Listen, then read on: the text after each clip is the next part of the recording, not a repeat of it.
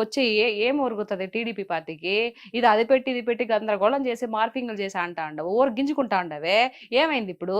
టీడీపీకి అదే పని, కూటమి ప్రభుత్వానికే. మీ దివ్యల మాదిరి ఎక్కడ రికార్డింగ్ డాన్స్ చేస్తా ఉంది, ఎక్కడ నిద్రపోతా ఉంది, ఎక్కడ బుడ్డు తాగుతుంది, ఇదే పని. మాకు వేరే పని ఏం లేదా? లాస్ట్ లేదు అన్నారు బుడ్డి తాగితే. అంటే బుడ్డు నీళ్లు. ఓకే. అంటే ఆవిడ కాళ్ళ కుర్చీలు పడుకోవడం కానీ, నీళ్లు తాగడం కానీ, తినడం కానీ, ఇవంతా ఇదేనమ్మా పని. ఆవిడ ఏం చేస్తుందా అని చెప్పడానికి మామూలుగా చెప్తే అర్థం కాదు కదా, అందుకని అట్లా. ఓకే, ఇలా చెప్పేటప్పటికన్నా చాలా మందికి మంచిగా రీచ్ అయింది అనమాట. అది చూస్తారు కదా, ఏంటి ఇది వాళ్ళు తమాషాగా నవ్వుకుంటారు. అట్ ది సేమ్ టైం మనం ఏదైతే చెప్తున్నాం అది కూడా ప్రజల్లోకి మైండ్ లోకి వెళ్తది కదా. అవునండి. అట్లా. అంటే ఇంత ఫ్లూయెంట్ గా ఎలా మాట్లాడుతున్నారు మీరు?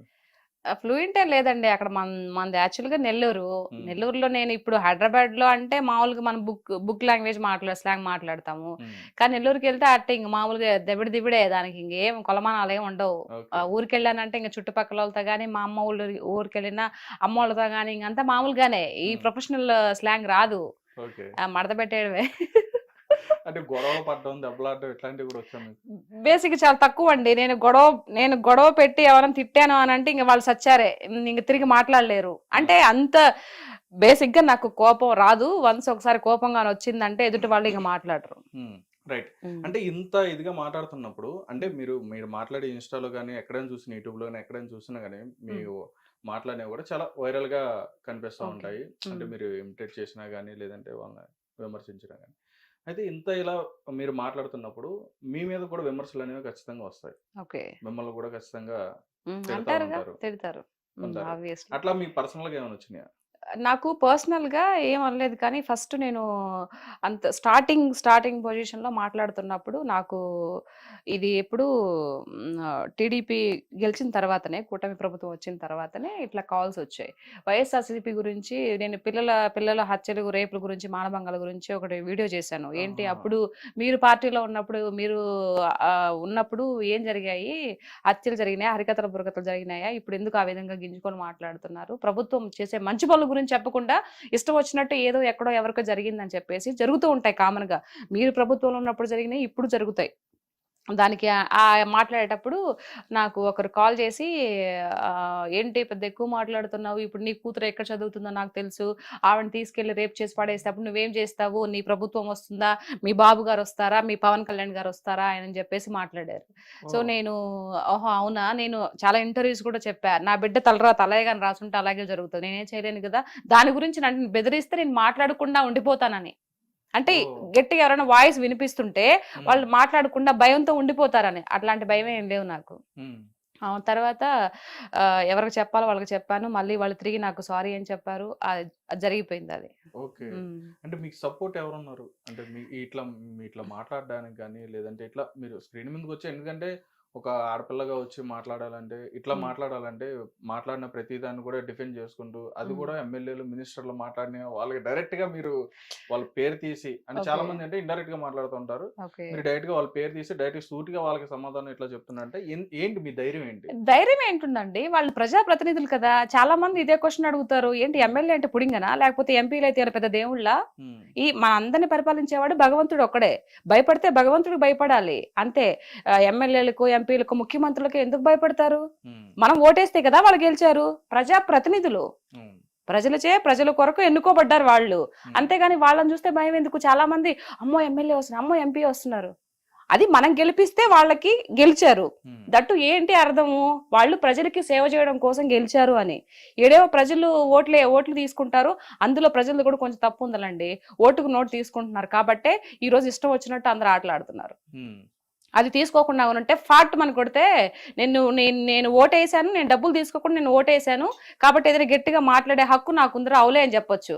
ఇప్పుడు ఈ ఓటుకు నోటు తీసుకోవడం వల్ల ఏంటి, నువ్వేంటి మాట్లాడేది, నీ ఇంటికి నేను 6,000 పంపించాను తెలుసా, డబ్బులు తీసుకుని నువ్వు నాకు ఓటేసావు అన్నప్పుడు అప్పుడు మాట్లాడడానికి వాళ్ళకి స్కోప్ ఉంటుంది, మాట్లాడడానికి మనకు స్కోప్ ఉండదు కదా.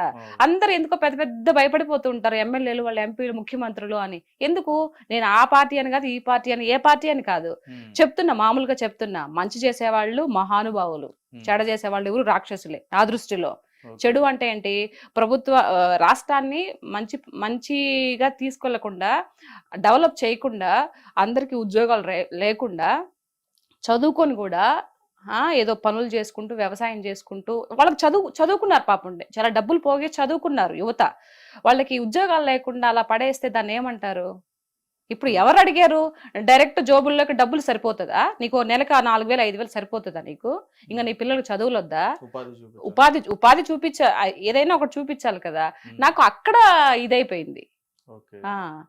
రైట్ అండి. అంటే ఇప్పుడు జనరల్గా మీరు మాట్లాడేంటంటే ఇప్పుడు అంటే కూటమి ప్రభుత్వం ఏదైతే ఉందో ఆ కూటమి ప్రభుత్వంలో చంద్రబాబు నాయుడు గారిని కానీ లేదా పవన్ కళ్యాణ్ గారిని కానీ ఎవరినైనా ఏదైనా మాట్లాడినా అంటే అవతల అపోజిషన్ పార్టీ ఏదైనా సరే ఎవరైనా ఏదైనా మాట్లాడితే వాళ్ళు ప్రెస్ మీట్లు పెట్టి మాట్లాడినా ఏం మాట్లాడినా కానీ డైరెక్ట్గా మీరే వీళ్ళకన్నా ముందు మీరే ప్రెస్ మీట్ పెట్టినట్టుగా లైవ్లోకి వచ్చేస్తున్నారు. వచ్చేసి డైరెక్ట్గా చెప్తున్నారు. అంటే చెప్తున్నా మీకున్న అభిమానం అది రైట్. నేను కాదంట్లా అంటే మీరు డైరెక్ట్గా చెప్పేస్తున్నారు వాళ్ళకి. చెప్తున్నప్పుడు అంటే వాళ్ళు మాట్లాడింది కూడా మనం ఒకసారి ఆలోచిస్తే బెటర్ కదా. అంటే వచ్చారు మరి ఏం చేస్తున్నారు మీరు అని చెప్పన్నట్టుగా ఇప్పుడు రోజా గారు కానీ వీళ్ళు కానీ అడుగుతున్నారు. ఇన్ని నెలలు అయింది వచ్చి మీరు ప్రజలకు ఏమీ చేయలేదని చెప్పన్నట్టుగా వాళ్ళు మాట్లాడుతున్నారు. అసలు ఏం జరిగింది ఏంటనేది మీరు కూడా ఒకసారి ఆలోచించారు. కాదు, ఏం జరిగింది అని అంటే ఇప్పుడు వచ్చి 5.5 నెలలు అవుతుంది. సో మీరు 5 ఏళ్ళ నుండి ఏమి చేయలేని మేము చేసాం కదా, మేము చేస్తున్నాం కదా, మాకు ఇంకా టైం ఇంకా 5 ఏళ్ళు కాలా. మీరు ఎప్పుడు మాట్లాడాలి? మీరు ఇంతకు ముందు రోజా గారు వచ్చా, శ్యామల గారు వచ్చినా, జగన్ అన్న వచ్చినా ఏం మాట్లాడుతున్నారు? ఒక హత్య జరిగినా, మానభంగం జరిగిన అమ్మాయిల గురించి మాత్రమే మాట్లాడుతున్నారు తప్పితే వేరే విషయం మాట్లాడుతున్నారా? మాట్లాడలేదు కదా. ఇప్పుడు కంపెనీస్ కొన్ని లోకేష్ అన్న గారు కంపెనీస్ తీసుకొచ్చారా, దాని గురించి మాట్లాడుతున్నారా? మాట్లాడలేదు. ఇప్పుడు ఫంక్షన్ ప్రభుత్వంలో కూడా వాళ్ళు కూడా చాలా కంపెనీస్ ఏంటిది రొయ్యల కంపెనీలు, చేపల మార్కెట్లు, ఇవే కంపెనీస్ అంటే? గుడ్డు ఆయన అంటాడు, ఎవరు గుడ్డు అమర్నాథ్, గుడివాడ అమర్నాథ్ ఇప్పుడే కోడి గుడ్డు పెట్టిందంట, పొదిగి ఎప్పుడుకో పిల్లలు అయిద్దంట, అప్పటి వరకు వెయిట్ చేయాలంట. ఇదా సమాధానాలా? ఇవే ఆన్సర్లా? ఇవే ఒక ఎంపీలు ఎమ్మెల్యేలు చెప్పాల్సిన మాటలు ఇవే? మరి ఎట్లా ఊరుకుంటారు చెప్పండి?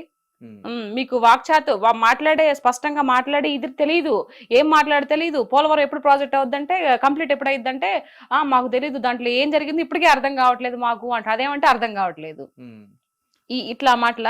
ఇప్పుడు జగనన్న గారు వచ్చిన తర్వాత ప్రత్యేక హోదా తీసుకొస్తా అన్నారు, తీసుకొచ్చారా? అంతకు ముందు బాబు గారు పదవిలో ఉన్నప్పుడు నీకు దమ్ము ధైర్యం లేదు, ప్రత్యేక హోదా అడగలేవు అని చెప్పేసి ఎంత ఏకాడు చూసే ఉంటారు కదా మీరు.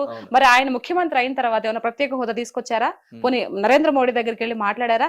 ఎంతసేపటికి వెంకటేశ్వర స్వామి విగ్రహం ఇచ్చి కాళ్ళు మొక్కొస్తాడు తప్పితే మాకు ప్రత్యేక హోదా ఇయ్యా అని చెప్పేసి అడిగారా? అంటే 3 రాజధానులు కూడా పెట్టి, ఒకటి కాదు 3 రాజధానులు పెట్టి చేస్తా, ఒక రాజధాని పెట్టాడా? ఏం చేశాడు? అదైతే కరోనా వచ్చింది అని చెప్పేసి ఇవ్వాల్సింది. అంటే మీరు అన్నట్టుగానే కరోనా వచ్చింది కదా, మళ్ళీ ఇంకొక అవకాశం ఇవ్వాల్సింది అని చెప్పి అనుకున్నారు. అవకాశం ఇప్పుడు నీకు అవకాశం లేదు కదా, అట్లాంటప్పుడు నువ్వు ఎలా ఉండాలి? అణిగి మణిగి ఉండాలి. లేదయ్యా నాకు ఇలా వచ్చింది. ఇప్పుడు అంత ఎందుకండి? మీకు 40% ఓటు ఇచ్చిన ప్రజలు ఓటు హక్కు మీకు ఇచ్చారు కదా, ఓటు వేసారు, గెలిపించారు కదా మిమ్మల్ని. మరి మీరు అసెంబ్లీకి వెళ్ళకపోతే నాకు ప్రత్యేక ఏదో కావాలి, అందుకే ప్రతిపక్ష హోదా కావాలి, అప్పుడు వెళ్తేనే నాకు అక్కడికి వెళ్తాను, లేకపోతే వెళ్ళను అని చెప్పేసి ఎందుకు కూర్చున్నావు నువ్వు? ఇప్పుడు అంతకు ముందు బాబు 22-21 మందితో అసెంబ్లీకి వెళ్ళలేదా? అట్లా నువ్వు వెళ్ళాలి కదా.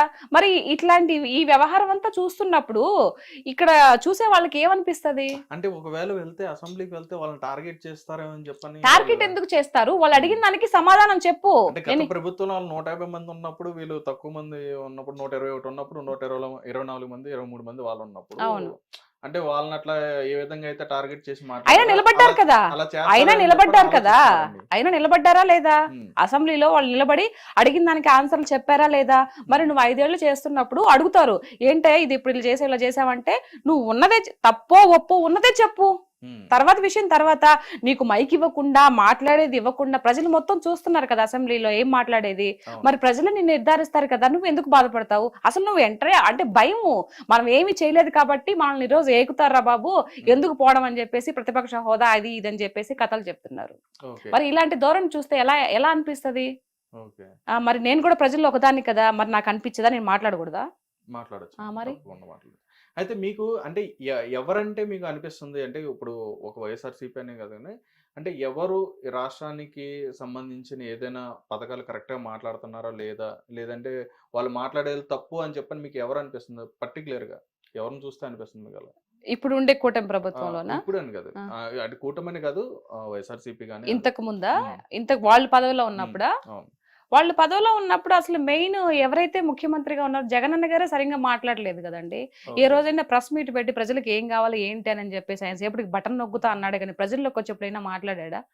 మాట్లాడలేదు కదా. నాకు ఒక్క ఛాన్స్ ఇవ్వండి అని చెప్పేసి ఆయన జైల్లో కూర్చున్నప్పుడు వాళ్ళ చెల్లెలు వాళ్ళ అమ్మగారు అంతా ఇది చేసి అతన్ని ముఖ్యమంత్రి పదవికి కూర్చోబెట్టి ఒక స్థాయి ఇచ్చారు. ఇచ్చిన తర్వాత ఎప్పుడైనా ప్రెస్ మీట్ పెట్టారు, పోనీ ప్రజల్లోకి వచ్చాడా? ప్రజల్లోకి రావాలంటే చుట్టూ దోంతార్లు కట్టుకుని ఎందుకని అంత భయము? ఇప్పుడు 68 ఎంతో ఉన్నాయి, నాకు సరిగ్గా తెలియదు బాబు గారికి. ఆయన వస్తున్నాడు కదా. మొన్న విజయవాడ మునిగిపోయినప్పుడు ఏడికెళ్ళావు నువ్వు? కనిపించావా? అంటే మీరు విజయవాడ అన్నారు కాబట్టి, విజయవాడ జరిగిన ముంపు జరిగిన ప్రాంతానికి సంబంధించి ఖర్చు పెట్టిన దాంట్లో కూడా ఎక్కువగా ఏమంటారు, స్కామ్ చేశారని చెప్పని కూడా స్కామ్ చేశారు. మాట్లాడడానికి ఏముందండి, నరాలు వెళ్ళడానికి ఏమైనా మాట్లాడుతుంది కదా. అంటే ఇప్పుడు ఏది లేదనమాట. అయ్యో వీళ్ళకి టెన్షన్ వస్తుందండి, అయ్యో వచ్చిన 5.5 నెల 6 నెలలకే కంపెనీస్ తీసుకొస్తున్నారు, తర్వాత అందరికీ పెన్షన్స్ ఇస్తున్నారు, ఇంకా చెప్పినట్టు కూడా చేసేటట్టున్నారు, ఎట్లా మన పరిస్థితి ఏంట్రా బాబు, నెక్స్ట్ కూడా సీఎం అవుతామా లేదా అని టెన్షన్ లో వాళ్ళకి ఏం మాట్లాడాలో అర్థం కాక ఫ్రస్ట్రేషన్ లో మాట్లాడుతున్నారు. ఇది వాస్తవం. అసలైన వాస్తవం ఏంటంటే ఇప్పుడు రోజా గారు కానీ మిగతా సజ్జలు కానీ తర్వాత ఈయన జగన్ అన్న కానీ ఇవన్నీ మాట్లాడేది వాళ్ళకి అర్థం కావట్లే, భయం వేస్తుంది. ఇప్పుడు చేసుకుంటూ ముందుకు వెళ్ళిపోతున్నారు కదా అని. అప్పుడు మాట్లాడిన వాళ్ళలో ఎవరైతే ఇప్పుడు మీరు చెప్పారు రోజా గారు కానీ, లేకపోతే సజ్జల గారు కానీ, కొడాలి నాని గారు కానీ, ఇట్లా పేరు నాని గారు కానీ, వీళ్ళందరూ కూడా వాళ్ళ మీద అంబటి రాంబాబు గారు కానీ, వీళ్ళందరి మీద కూడా అధికారంలో లేనప్పుడు టీడీపీ పార్టీ కానీ జనసేన అధికారంలో లేనప్పుడు ఏంటంటే అప్పుడు కూడా డిఫెండ్ చేశారు, అప్పుడు కూడా ఫైట్ చేశారు, అప్పుడు కూడా మాట్లాడారు. రైట్, ఇప్పుడు అధికారంలోకి వచ్చిన తర్వాత కూడా ఇప్పుడు కూడా మీరు డిఫెండ్ చేస్తున్నారు, ఎందుకని? మేము న్యాయంగా ఉన్నాం కదండి. ఇప్పుడుండే కూటమి ప్రభుత్వం న్యాయబద్ధమైనటువంటి ప్రభుత్వం. అన్యాయంగా ఒకరిని దుర్భాషలాడేసి ఒకరి మీద నోరేసుకొని పడిపోయి అట్లాంటి తత్వం కాదు ఇప్పుడుండే ప్రభుత్వం. ఇప్పుడుండే సీఎం ఎవరైతే ఉన్నారో అలాంటి వ్యక్తి కాదు. అందరినీ కలుపుకొని పోయే రకమే. కానీ బట్ వీళ్ళు ఏదో అంటారు కదా, ఇప్పుడు దున్నపోతులు ఎద్దులు ఎట్లా మొర ఇస్తాయి లాగేటప్పుడు ముక్కుకు తాడేయాలని, ఆ విధంగా అట్లా ట్రీట్మెంట్ ఇవ్వాలి వాళ్ళకి. కానీ వాళ్ళ నోటికి అదుపు ఉండదండి. ఇప్పుడు ఏదైతే నెక్స్ట్ సీఎం, ఇప్పుడు ఎవరికైనా చెప్తానండి ఒకటే మాట ఏంటంటే, నెక్స్ట్ మనం మళ్ళీ ప్రజల్లోకి వెళ్ళాలి, ఓట్లు వేయాలి, మళ్ళీ మనం పదవిలోకి రావాలి అని అంటే ఉండే ప్రభుత్వంతో పోతా ఉండాలి, ఏకీభవిస్తూ పోతా ఉండాలి, తెలియగలవాళ్ళు చేసే లక్షణం. మరి ఎవరు వీళ్ళకి సలహాలు ఇస్తారో నాకు తెలియదు, కానీ ఎంతసేపటికి వాళ్ళు చేసిన మంచి చెప్పకుండా చెప్పాలి కదా, మంచి కూడా కంపెనీలో వచ్చి తీసుకొచ్చి చెప్పాలి కదా, అవి చెప్పరు. ఎంతసేపటికి ఏదైనా చిన్న మిస్టేక్ ఏదైనా జరిగింది అనుకో, ఎట్లాంటి మిస్టేక్స్ అంటే అవి ఎక్కడో ఒక అమ్మాయిని పాడు చేశారో, లేకపోతే ఏదైనా హత్య జరిగిందో, లేకపోతే ఎవరన్నా ఇట్లా ఏదన్నా చేసుకుంటారు కదా, వాటి గురించి వస్తారండి ముందుకి. ఇంకా మిగతా జరిగిన మంచి గురించి చెప్పరు. అది వీళ్ళు చేసే ధోరణి అన్నమాట ఈ వైఎస్ఆర్సీపీ ప్రభుత్వం నాయకులు. ఇది హిట్ టీవీ యాప్, ఇందులో short news, live news, entertainment shows, movies, digital magazines తో పాటు మీ జిల్లా వార్తలను కూడా ఫ్రీగా చూడొచ్చు. అంతేకాదు కేజీ నుంచి పీజీ వరకు విద్యార్థులకు స్కాలర్షిప్ కూడా అందిస్తున్నాం. ప్రతి వారం 10 మందికి లక్కీ డ్రా ద్వారా ఒక్కొక్కరికి 10,000 రూపాయలు అందిస్తున్నాం.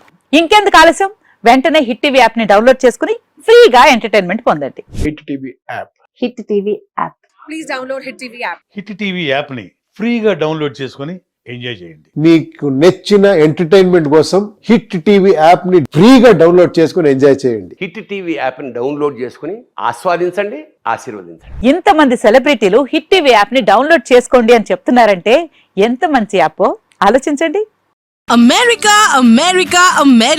అమెరికాలో చదవాలనుకునే వాళ్ళకి విశ్వసనీయమైన పేరు మన శౌర్య కన్సల్టెన్సీ.